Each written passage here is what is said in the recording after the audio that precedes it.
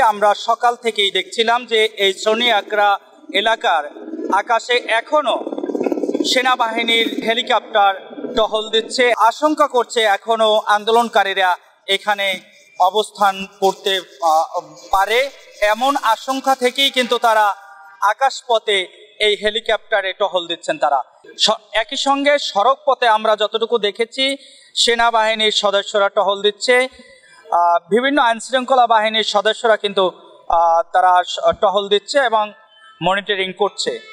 সাধারণ মানুষ তেমন একটি ঘর থেকে না বের হলেও যান চলাচল এই মুহূর্তে স্বাভাবিক রয়েছে। এটি আমরা এই মুহূর্তে এই সোনি আগ্রা এলাকায় দেখতে পাচ্ছি। আরেকটি বিষয় আপনাদেরকে জানিয়ে রাখতে চাই, প্রত্যক্ষদর্শীরা যেটা জানিয়েছিলেন, স্বাধীনতা বিরোধী চক্র যারা আবারও মাথাচাড়া দিয়ে উঠেছে, দেশের এই ধ্বংসলীলায় যারা অংশ নিয়েছিলেন, যারা স্বাধীনতাকে আজও মেনে নিতে পারেনি, বাংলাদেশকে মেনে নিতে পারেনি, তারাই কিন্তু এই ধ্বংসাত্মক কার্যক্রমে মেতেছিল।